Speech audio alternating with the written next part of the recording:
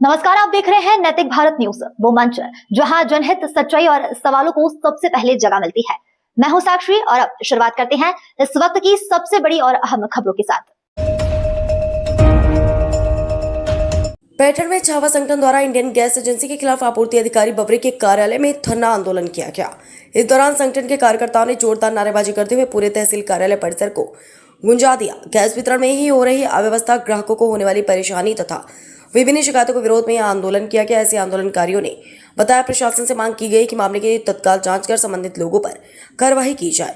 इस आंदोलन में दादा साहेब पठाड़े, अनिल राउत, किशोर सदावर्ते, सुधाकर सुल्तानी, गणेश सांगुठले, बाबांकल, गणेश सांगुठे, गोघुट पठाड़े सहित छावा संगठन के पदाधिकारी और बड़ी संख्या में नागरिक उपस्थित थे। आंदोलन के कारण तहसील कार्यालय परिसर में कुछ समय के लिए तनावपूर्ण और गहमा-गहमी का माहौल देखने को मिला।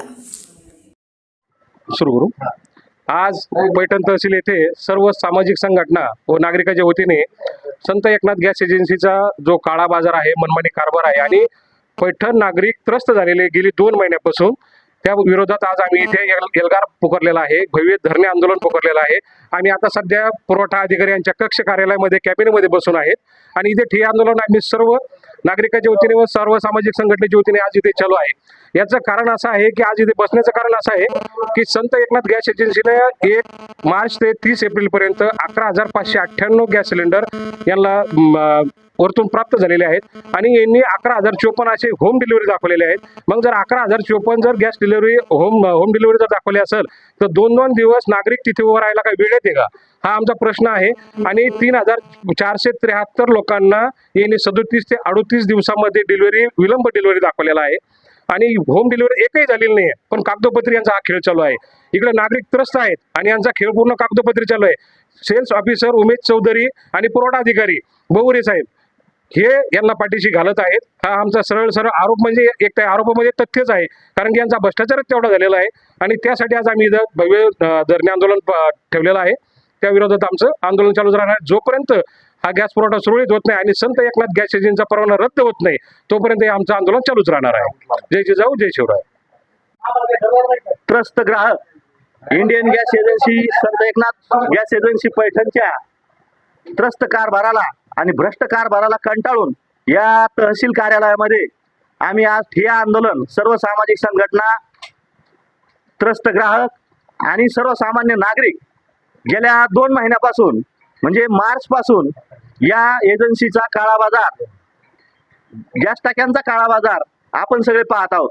पहाटे 4 वाजल्यापासून लहान मुलं, बालक, नवीन प्रेग्नेंट झालेल्या बायका सुद्धा त्या लाईन मध्ये सकाळी येऊन पहाटे 4 ला नंबर लावत होत्या आणि हा मालक मात्र, एजन्सी चालक, दुपारी 12 वाजता त्या ठिकाणी यायचा।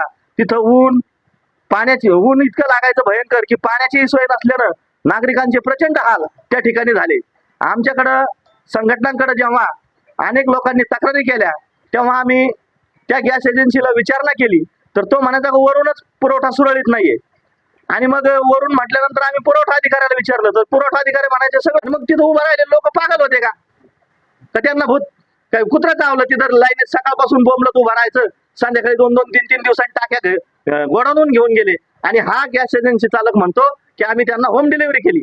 हे अतिशय चुकीचं आणि अत्यंत बेजबाबदारपणे बहुरे या ठिकाणी काम पाहत आहेत आणि या गॅस एजन्सी चालकाची, बहुरेची आणि ती जी मूळ त्यांचं जे केंद्र आहे इंडियन गॅस एजन्सी, या सगळ्यांची मिलीभगत आहे।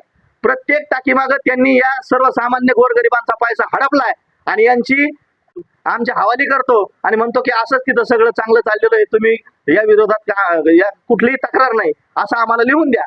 तर अशा पद्धतीनं एक प्रकारे दबाव आणण्याचा, त्यानंतर आमच्या संघटनांच्या अनेक प्रमुखांना लालूच दाखवण्याचा प्रयत्न केला की तुम्ही आंदोलन थांबवा। का आम्ही लालूच देण्याचं का त्यांना वाटलं की या नेत्यांना लालूच द्यावी? याचा अर्थ त्या ठिकाणी भ्रष्ट आणि बोगस कारभार चालू आहे। या गॅस एजन्सी चालकानं प्रचंड प्रमाणात काळा बाजार करून आणि त्याला संगनमत या भ्रष्ट बहुरेच आहे, या दोघांनी संगनमत करून, त्याच्यामुळे याची विभागीय चौकशी करून याला या ठिकाणून काढलं पाहिजे, याच्यावर कडक कारवाई झाली पाहिजे। मी तर म्हणतो गॅस एजन्सीचा परवाना तर रद्द झालाच पाहिजे, परंतु त्याचबरोबर यालाही सस्पेंड केलं पाहिजे, अशी आमची आज या ठिकाणी मागणी आहे। रद्द झालाच पाहिजे संत एकनाथ गॅस एजन्सीचा परवाना बंद करा, गॅस एजन्सी बंद करा, एजन्सीच्या विरोधात इथं आम्ही भव्य असं बेमुदत ठिय्या आंदोलन आम्ही चालू केलेलं आहे।